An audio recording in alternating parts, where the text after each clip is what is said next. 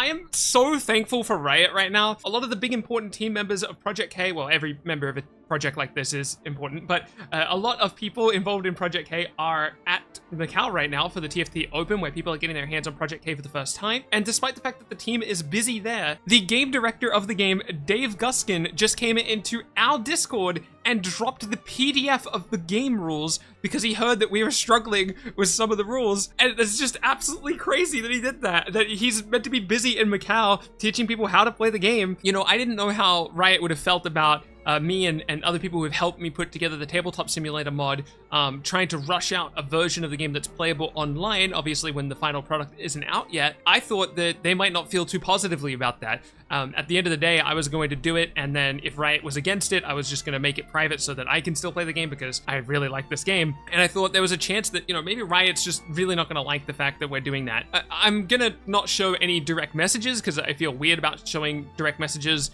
that I haven't been given permission to show, and I'm not going to ask for permission to show it because that makes me feel weird. But he actually reached out on Twitter and showed his appreciation for what we've been doing with the Tabletop Simulator mod. And he didn't mention it specifically, but considering he showed up in our Discord, I'm sure he's appreciative of that as well. But you don't care about any of that right now. I want to go over the full PDF of how to play Project K. This is absolutely crazy that we have a full comprehensive PDF on how to play the game. So we're going to go over this whole PDF. It's linked in the description.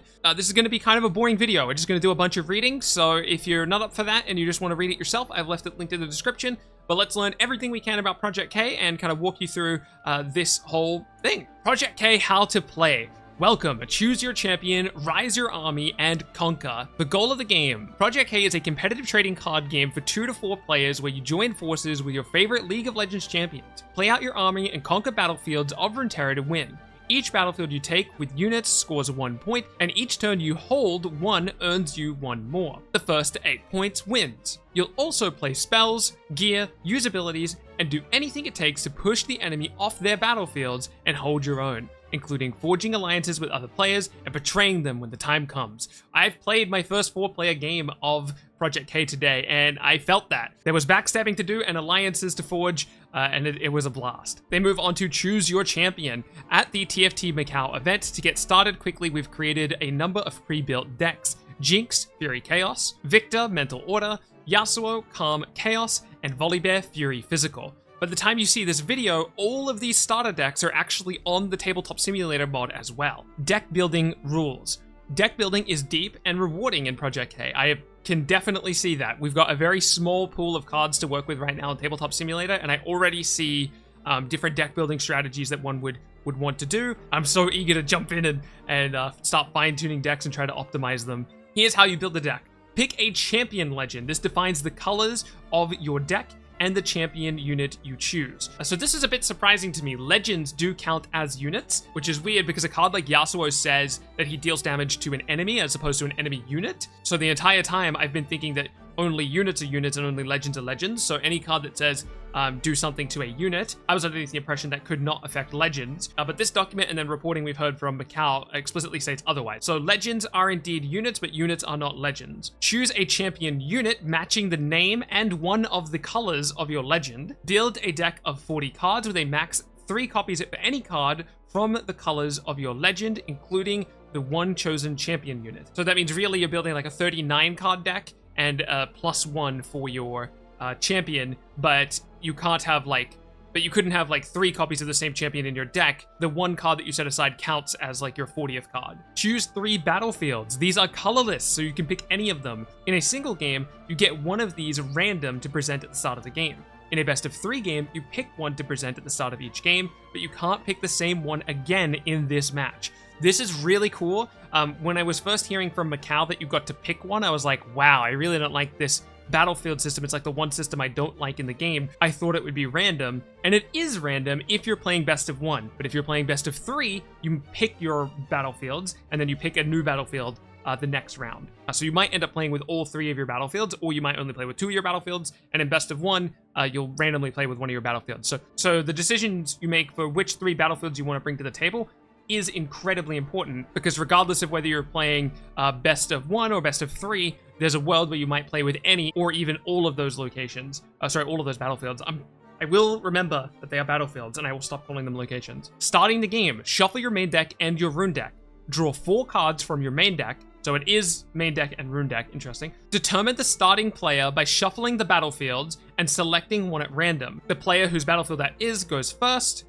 With 4 players, remove the selected battlefield and only play with 3 battlefields. I'm not sure if it says in this document, but I believe the way people are resolving this, or the way it should be resolved or something, is the person whose battlefield is removed from the game, that person gets to go first. Before the game begins, you may mulligan. Choose up to 2 cards to recycle, place face down on the bottom of your deck, and then draw that many cards. You only can mulligan once. The last player plays an extra rune on their first turn. With 4 players, the first player also skips drawing a card on their first turn. Okay, so typically you would draw a card on your first turn, but in a 4-player game you don't, and if you're the player going last in order of turns, you get an extra rune.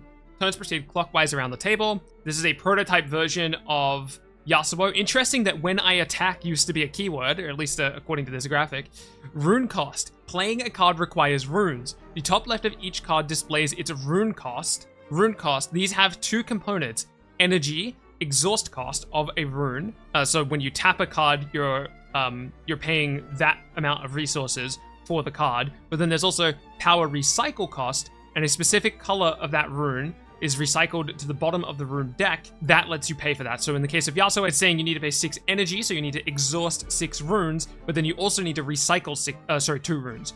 Those 2 runes can be the cards you exhausted as well. Types of cards. Units and gear can be played on your turn. Units enter play exhausted, horizontal. Units can exhaust turn sideways to move from base to battlefield or back to base. Play units to base or to a battlefield you control. Oh, interesting. That's totally... I didn't actually know that you could play units to a battlefield that you control. That actually changes quite a bit about the game. Spells do effects, then go to trash. Gear stays in the base. Spells with reaction can respond to spells and abilities when they interact with you or your stuff. Combat at a battlefield or when an epic card is played. Oh, interesting. So that's okay. Haha, that's fun. We were wondering what exactly Epic was doing. So Showdown, even if there's not like a combat happening, Showdown can be taking place. So if Showdown's happening, it changes some stuff. It's not particularly relevant right now. Start of turn. Ready any exhausted units or runes from last turn. Turn them back to being vertical. Score a point for each battlefield you control. This is a hold. Resolve any start of turn or hold abilities. Draw 1 from your main deck. No max hand size, and play 2 runes from your rune deck. And those will be readied. And then in any order you choose, as much as you're able, play units from your hand or your champion from the champion zone. So officially we have a word for that. I've been calling it the partner zone, but champion zone works. Or play spells or gear. Use the abilities of your cards, including your legend. Move units to or from battlefields. This starts a combat if you move to an enemy controlled battlefield. When you're done, tell all players, I'm done, and resolve any end of turn abilities. All units return to full health at the end of turn, but they also return to full health at the end of combat. So let's talk a little bit more about that in just a moment. Moving, conquering, and controlling. If a battlefield is open, not controlled, all you have to do to take it is to move a unit there. This is conquer. So you would conquer a battlefield when you move to it, assuming that it's empty. You can only score each battlefield once per turn. So if you moved a card to a battlefield and then destroyed that card or moved that card somehow and then moved another card there, the battlefield would be empty, but you wouldn't gain a point from it because you can't gain a point from the same battlefield twice in the same turn. Units can't move between battlefields unless they have ganking. Once you take a battlefield, you can control it as long as you have units there. You can hide 1 card with hidden on a battlefield as a nasty surprise. If you lose control, discard it. Combat, when you move units to a battlefield occupied by an enemy, that starts a combat. Resolve any when I defend abilities, then any when I attack abilities. Either player can use reactions. Players involved in the combat can play spells or cards hidden there until everyone passes. When a spell or hidden is played, either player can use a reaction before it resolves, then resolve it. Want to invite someone to help with 3+ players? You can invite them before spells and hidden get played. Then fight. Each player then sums up their might and divides the damage total to the opposing units. A unit assigned damage greater than its might dies. At the end of combat, units didn't die return to full health. If only attackers live, take control, and score, if defenders lived, they stay and living attackers go back to base. I was going to say, how could there ever be a living attacker, but a card effect like Kane that reads, I don't take combat damage, could theoretically attack something and then just go back to base. Winning the game. The game ends when a player scores 8 points. GG, well played, go next. Unlike other points, the winning point can't come from just a conquer. If you don't get the last point from a hold, you must score all battlefields in a single turn. So in a 2-player game, this is just the 2 battlefields, and in a 4 or 3-player game, this is all 3 battlefields. If you conquer, but haven't scored the other battlefields, you get to draw 1 card instead of gaining a point. That is huge news, actually.